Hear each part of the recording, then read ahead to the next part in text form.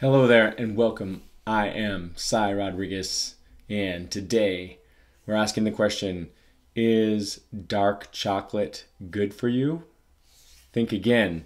Now, before I go any further, I do want to say that I'm not here to tell you that you're going to be really unhealthy if you eat chocolate. I know there's all of this information out there that tells the benefits of chocolate. But I do want to tell you about my own experience. One in which I've had a lot of chocolate, specifically organic dark chocolate, mostly in the form of cacao powder that I use to make drinks with. And I did make a video about this before, and when I made that video, I was kind of at the end of really consuming a lot of the dark chocolate powder and chocolate in general, but I still have consumed some since then. So when I say to you that dark chocolate has some negative health effects, then you have to understand it's coming from somebody who has eaten chocolate and who is not even saying that I'll never eat chocolate again. That's not what I'm saying, just so you know.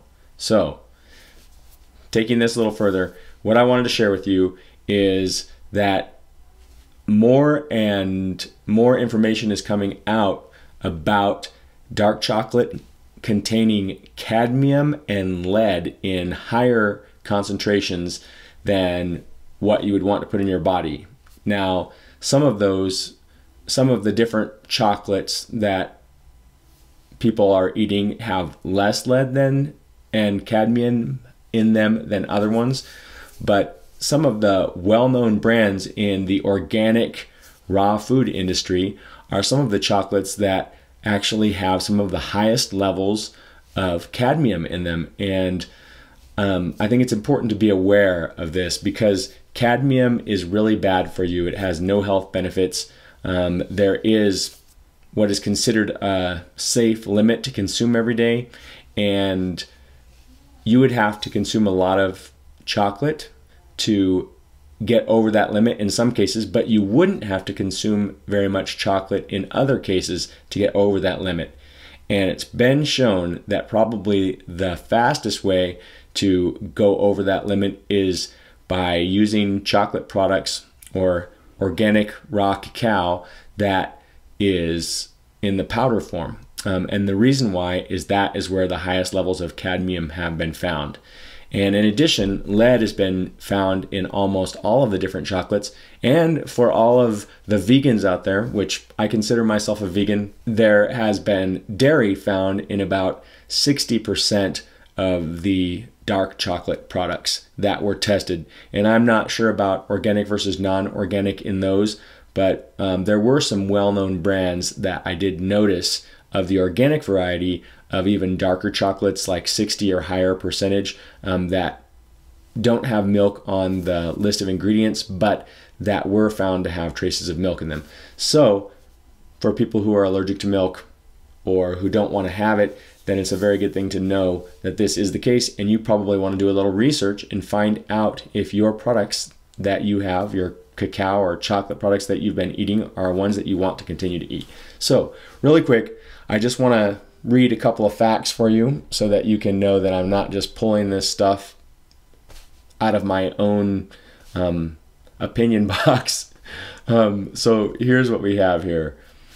The Food and Drug Administration says after testing 100 dark chocolate products, many contain milk despite the ingredients listed on the food label. Okay, so that's the milk problem. Let's go to the lead and cadmium issue.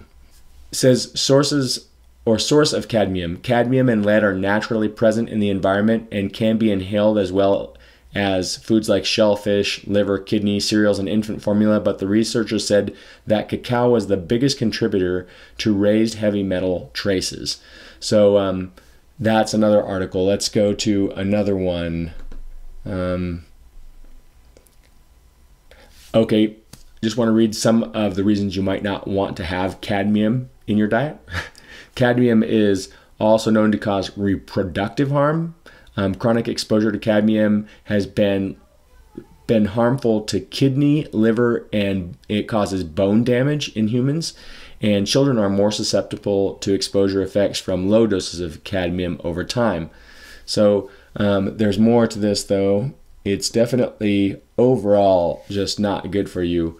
But some of the most contaminated chocolate, believe it or not, Sunfood raw cacao was one of the highest, according to one study, with 1.52 micrograms of cadmium per gram of chocolate.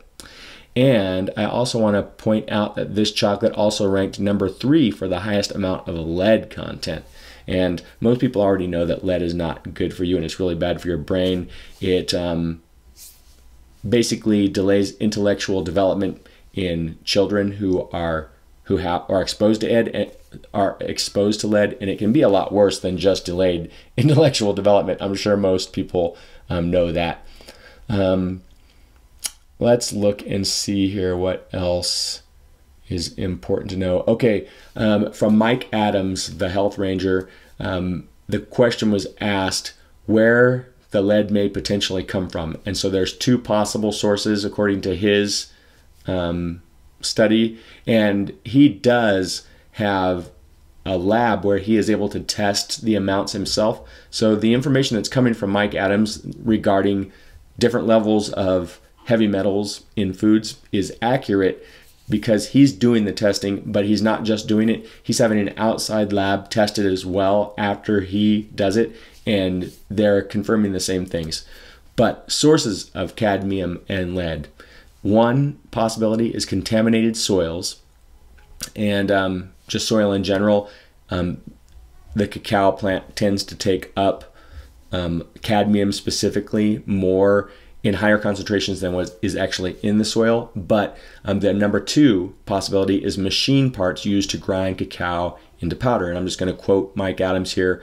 It says, metal machine parts, believe it or not, can contribute significant quantities of lead to a superfood if the grinding parts themselves contain even a small percentage of lead. This might be one area, and it speaks of Pocari, where Pocari could possibly reduce the level of lead in their final product.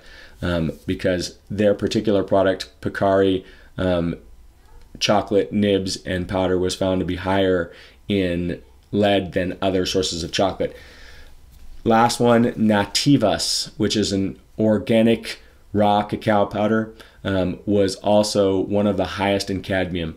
So all I'm doing here is sharing some information with you so that you can decide for yourself if you want to continue to consume chocolate. Myself, I might continue to consume it once in a while. I hardly consume it at all now. I've tapered it off in my life a lot, and I really have liked it at different times, but I noticed that if I consume it on a regular basis that I actually feel pretty bad. And I do get that euphoria and that kind of good feeling that chocolate gives you from the phenylalanine and other types of compounds in chocolate. But on the downside, a number of negative types of feelings are ones that I associate with having a lot of chocolate. And like I said, specifically in the form of cacao powder that I would make drinks with, and it was organic. And I was using Nativas a lot because it was one that is in the Whole Foods where I live at, and I thought that it was a good source of chocolate for when I wanted to have it. So now I'm going to go ahead and finish this up here, but thanks for watching, and please let me know, what do you think? Are you going to continue to eat chocolate, or are you going to say goodbye and find something that you feel is better for your body?